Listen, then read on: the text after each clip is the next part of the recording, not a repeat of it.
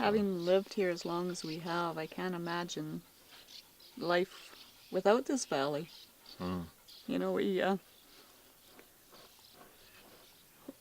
know, Grandpa's been here for how many years, and then we take over, and the river flows by. But I get up every morning and can't imagine not having a valley to be part of everybody's lives, and Mm-hmm. can't imagine any government destroying valleys anywhere for doing a hydro project. Life for us and many of the people, all the people in the valley, has virtually been put on hold for many years now because of Site C Dam. And it's always tough to make plans and to look ahead to the future and what a person wants to do in every aspect, as far as making improvements, on the farm and on your house and home and it's so frustrating for many of us and not just the people that live in the valley, but the people who care about the values of the valley, of just that we have a government that's in the midst of trying to destroy what we have here, and when there's so many alternatives to it now, it's so unneeded, and we don't even need the power from this project. So it's just bad. Site C is just bad on every level that you look at it, and it's so unnecessary, and it's so frustrating that despite all of that, this government just forces it ahead, so. And of course, we're so encouraged by the level of opposition that is growing and growing on a steady basis. Unfortunately, it's at the last minute here, but that's just the way those things work. That's when people get motivated and it becomes very real and immediate for people to respond to. Well, and the reality of their timelines, we've received a verbal notice in March, and they want us out of here by Christmas. You don't just pack up a farm and buildings and relocate. Yeah. To where? Yeah. It's like that doesn't happen, and so BC Hydro is,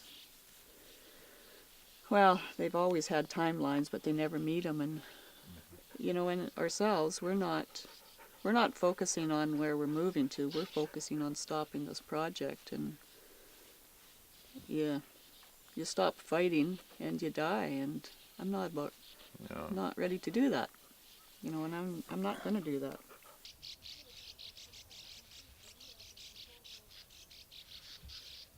The proposed highway goes through everybody's homes on this level. Yeah, it goes through, well, of course, here alone, it's destroying our place and Arlene's mom's place. Then it goes right through our campground, basically through the whole infrastructure of the campground that we run. And then it goes through 3 more homes, or too close to 3 more homes, out of 4. So almost every, they pretty much got it going through everybody's home in Bear Flat. They refuse to move it any direction, one way or the other. Yeah, we've asked them. I mean, not that our key is trying to work with them and put the highway somewhere, but we've suggested to them, put the highway back up against the base of the hills where it wouldn't go through anybody's home. It shouldn't really impact that much farmland, and they say this is where it's going to go, pretty much.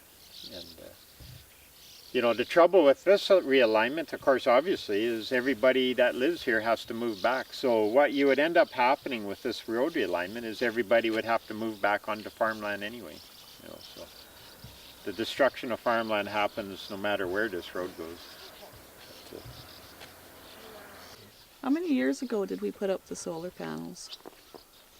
Yeah, I think 5 years now. Yeah. So we've been generating power back into the grid, and those solar panels have been sitting there, not harming anything, Yeah. producing power. Yeah.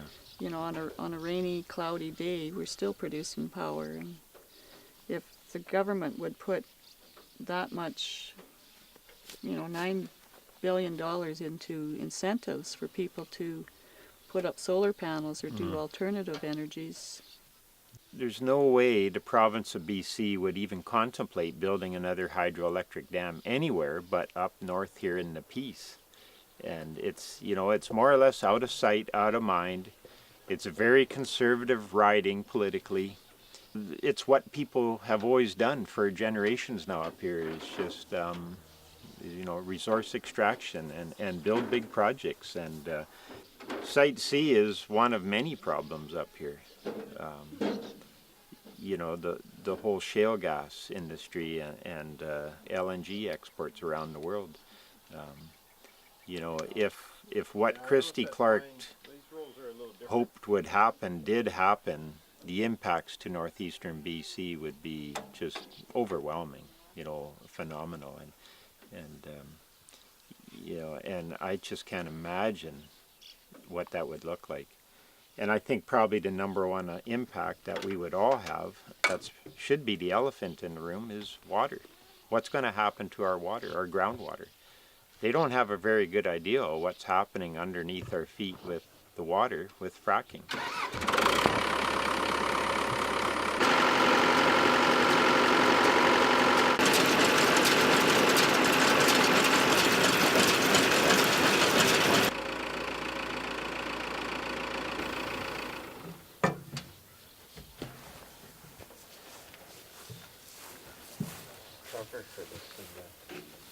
That?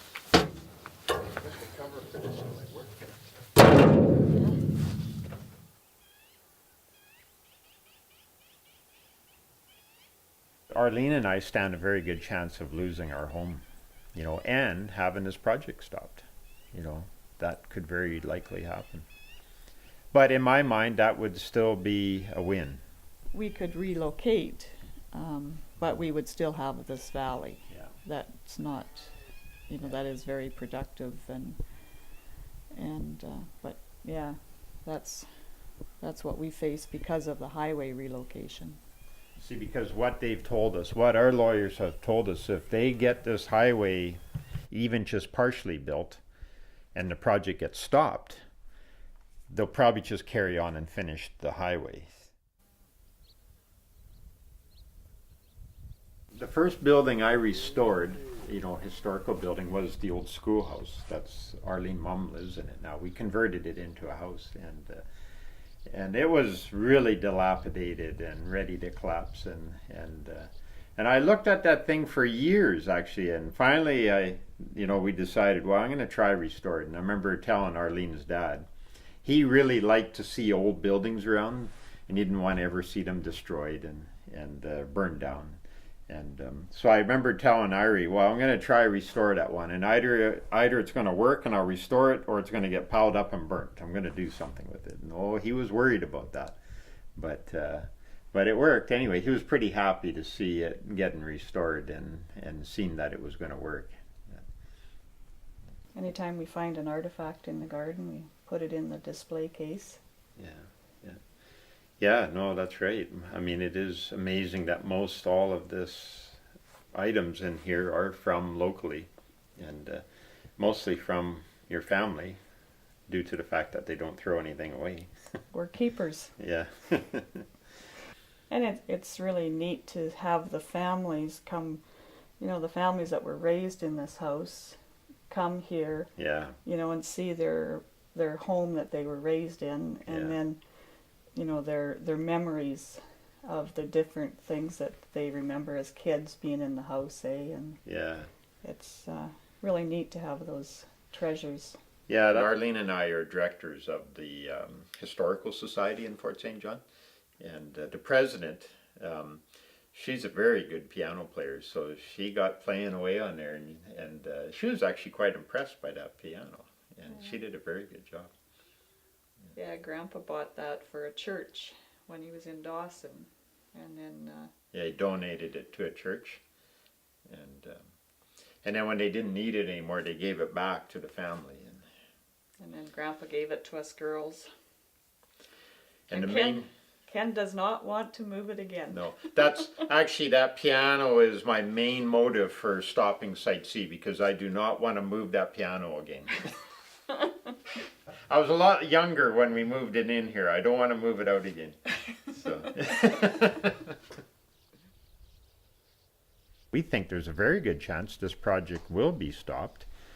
And meanwhile, BC Hydro has gone through the process of trying to scrub evidence of, of man being in the valley and useful structures for people to continue to be in the valley, so. And we're facing the same prospect right now. BC Hydro wants us moved off this property, and